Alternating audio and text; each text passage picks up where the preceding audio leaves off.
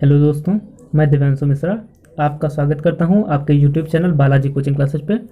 मैंने आप लोगों को उस दिन कुछ अन्य मूल मात्रक तक पढ़ाया था कि जिसमें आपने दा, पास्कल, डेसिमल, एंगस्ट्रॉम, नॉटिकल मील वगैरह चीज़ें पढ़ी थी। अब आज उसके आगे प्रोसीड करते हैं। आज देखेंगे कि हम एसआई के कुछ पुराने मात्रकों के नए नाम व प्रतीक, यानी उसके कुछ पहले भी नाम हुआ करते थे और उनको चेंज करके अब कुछ नया नाम दे दिया गया है, उनके बारे में आज हम पढ़ेंगे। जैसे पहला क्या था आपका ताप था, और दूसरा आवृत्ति, और तीसरा क्या है ज्योति तीव्रता। ताप में मैंने बताया था कि पहले इसको क्या कहते थे, डिग्री सेंटीग्रेड बोलते थे, और अब क्या बोलते हैं, इसको डिग्री सेल्सियस बोलते हैं। अंतर बस इसमें बोलने में ही आया है, बाकी प्रतीक में कोई डिफरेंस नहीं है। प्रतीक पहले भी ऐसे डिग्री सेंटीग्रेड करके लिखा जाता था और अब भी सेम वैसे ही लिखा जाता है। लेकिन आवृत्ति में पहले इसको बोलते थे कंपन प्रति सेकंड। सी से आपका क्या हो जाएगा, यहाँ पे कंपन प्रति सेकंड साफ साफ CPS लिखा हुआ है कि कंपन प्रति सेकंड दिया हुआ है, ठीक है। और यहाँ पे लेकिन नीचे देखिए आप क्या लिखा है कि हर्ज। अब क्या माना जाता है, हर्ज। मैंने बताया था आपको, हर्ज को HZ से लिखते हैं। और पहले कैंडल शक्ति थी ज्योति तीव्रता का, जिसको अब किस में लिखते हैं, कैंडेला में। यानी पहले था आपका कैंडल पावर यानी CP था, अब उसको क्या लिखते हैं, कैंडेला लिखते हैं। वैसे CP आप कास्ट प्राइस वगैरह भी समझ सकते हैं, लेकिन यहाँ पे वो CP नहीं है, यहाँ पे कैंडल पावर की बात कर रहा है, कैंडल शक्ति की बात कर रहा है, ठीक है। चलिए यहाँ पे आपको समझ आ रहा होगा कि ताप, आवृत्ति और ज्योति तीव्रता, तीन के पहले कुछ मात्रक थे, उनको चेंज करके अब बदल दिया गया। यानी डिग्री सेंटीग्रेड ताप का पहले था, अब डिग्री सेल्सियस बोलते हैं, लिखने में सेम वैसे ही है। ऐसे ही आवृत्ति में कंपन प्रति सेकंड पहले बोलते थे, अब उसको क्या करते हैं कि हर्ज, ठीक है, अब उसको हर्ज में नापते हैं। ऐसे ज्योति तीव्रता पहले कैंडल शक्ति थी, अब क्या है आपका कैंडेला बोला जाता है, ठीक। चलिए आगे बढ़ते हैं थोड़ा सा। यहाँ पे एक बात करते हैं, अब इसमें कुछ मात्रकों में आते हैं। तो आपका पहला आता है कि प्रकाश वर्ष। अच्छा, आपको अगर बात ध्यान से देखें तो उसमें आता है कि वर्ष। तो वर्ष में अगर आएगा तो आप सोचेंगे कि टाइम का मात्रक होगा, कि वर्ष से आपको यही पता चलता है कि टाइम का मात्रक हो सकता है, लेकिन ऐसा कदापि नहीं है। यहाँ पे जो है कि वर्ष यानी प्रकाश वर्ष जो है वो एक दूरी का मात्रक है, ये चीज़ ध्यान रखिएगा। यहाँ पे बहुत इंपॉर्टेंट है, कभी कभी एग्जाम में आ भी जाता है कि प्रकाश वर्ष किसका मात्रक है। तो वहाँ पे आपका समय भी दिया रहेगा, दूरी भी दिया रहेगा, और कई सारी चीज़ें भी दी रहेंगी। तो इसमें आपको क्लियर करने में बता दूँ, यहाँ पे ध्यान से देखिए, बहुत लंबी दूरियों को मापने के लिए इसका प्रयोग किया जाता है। यानी जब दूरियां बहुत ज़्यादा लंबी हो जाती हैं, जो हम नाप नहीं सकते वैसे, तो इसको प्रकाश वर्ष का मापन का यूज करते हैं। और साफ साफ लिखा भी है कि यह दूरी का मात्रक है। यानी अगर लंबी दूरियों को नापेंगे तो किसका मात्रक है, दूरी का मात्रक है। और एक प्रकाश वर्ष का जो मान होता है वो 9.4 से × 10⁻15 मीटर होता है। या फिर अगर आप उसको सेंटीमीटर में चेंज करना चाहते हैं तो 9.4 से × 10⁻17 सेंटीमीटर। क्यों, क्योंकि 1 मीटर में कितने होते हैं आपके 100 सेंटीमीटर होते हैं। 100 सेंटीमीटर बोलिए या फिर 10⁻2 सेंटीमीटर बोल सकते हैं 1 मीटर में, ठीक है। चलिए आगे देखते हैं। ऐसे बात करते हैं कि दूरी का एक और मात्रक होता है जिसे हम क्या बोलते हैं, पार्सेक बोलते हैं। पार्सेक जो होता है दूरी मापने की सबसे बड़ी इकाई है। दूरी मापने की क्या है, सबसे बड़ी इकाई है, तो उसको क्या बोलते हैं, हम पार्सेक बोलते हैं। अगर बात किया जाए दूरी की सबसे बड़ी इकाई है तो इसके अंदर प्रकाश वर्ष भी आ जाता होगा। तो एक पार्सेक का मान कितना होता है, 3.26 प्रकाश वर्ष के बराबर होता है। यानी एक पार्सेक जो होता है वो 3.26 प्रकाश वर्ष के बराबर होता है। और एक प्रकाश वर्ष कितना होता है, 9.4 से × 10⁻15 मीटर। मैंने अभी आपको बताया था कि एक प्रकाश वर्ष का मान कितना होता है, 9.4 से × 10⁻15 मीटर। तो अब जब एक पार्सेक निकालेंगे तो हमें 9.4 से × 10⁻15 इसको 3.26 से गुणा करना पड़ेगा। यानी 3.26 प्रकाश वर्ष से गुणा कर दे तो पार्सेक का मान होगा 3.08 × 10⁻16 मीटर, ठीक है। आगे देखते हैं। अगला आपका नोट में मैंने बताया है यहाँ पे कोई कई सारी चीज़ें थे। एक पहला पॉइंट, दूसरा पॉइंट। पहले पॉइंट में लिखा कि मैंने बल का जो CGS पद्धति में मात्रक है उसको क्या बोलते हैं, हम डाइन बोलते हैं, ठीक।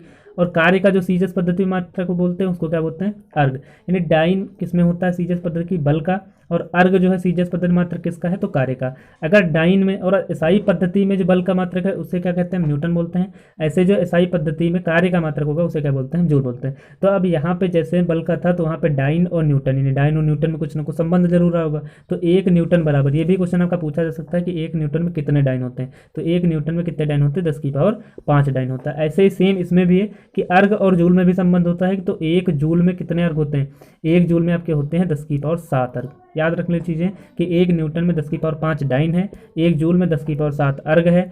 डाइन जो होता है वो CGS पद्धति में बल का मात्रक है, और अर्ग जो है वो CGS पद्धति में कार्य का मात्रक है। और दोनों में SI पद्धति बल का मात्रक क्या होगा, SI पद्धति में न्यूटन हो जाएगा, SI पद्धति में जूल किसका मात्रक है, तो कार्य का होगा।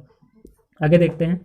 और यहाँ पे कुछ और भी हैं, जैसे बैरल जो होता है, बैरल इसको आप भैया आयतन के लिए यूज करते हैं। अगर कोई द्रव है, अगर उसको नापना है, लिक्विड है, तो उसके लिए यूज करते हैं। तो एक बैरल जो होता है 159 लीटर होता है। कई बार एग्जाम में आ भी चुका है, बहुत इंपॉर्टेंट भी है कि 159 लीटर के बराबर होता है। और 1 एकड़ 404.95 मीटर के बराबर होता है। ऐसे 1 हेक्टेयर होता है 2.5 एकड़ के बराबर।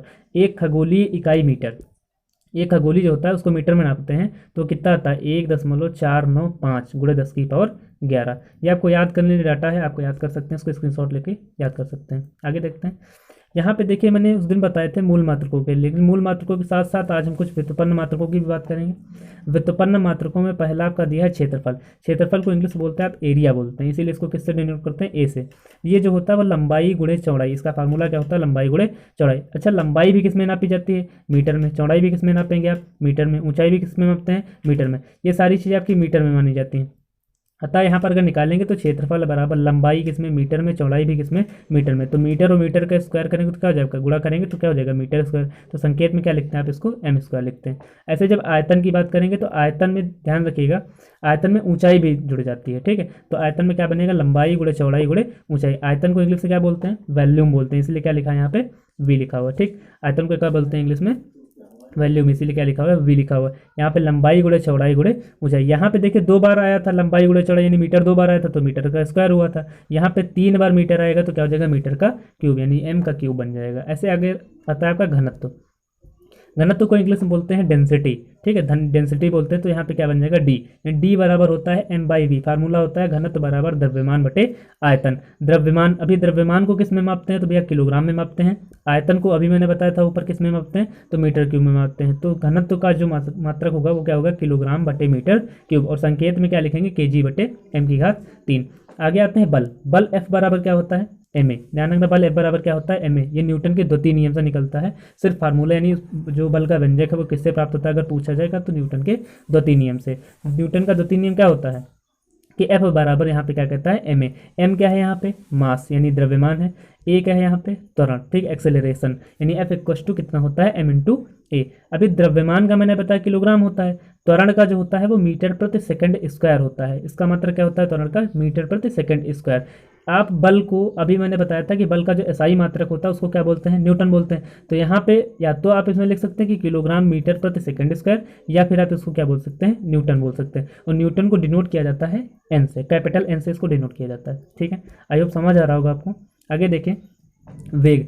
यहाँ पे 2 चीज़ें मैं बता दूं फिर से आपको कि आयतन जो रहेगा वो कैपिटल वी रहेगा, लेकिन जब वेग की बात आएगी तो स्मॉल वी रहेगा, ठीक। यहाँ पे होता है V equal to D by T. यहाँ पे डी क्या है, आपका डिस्प्लेसमेंट है जिसको आप विस्थापन बोलते हैं। नीचे टी क्या है, आपका टाइम है जिसको आप समय बोलते हैं। विस्थापन यानी विस्थापन होता है कि आप यहाँ से जाना है कहीं, कितनी भी दूरी तय करनी है, यानी विस्थापन एक प्रकार की दूरी मान सकते हैं, ठीक।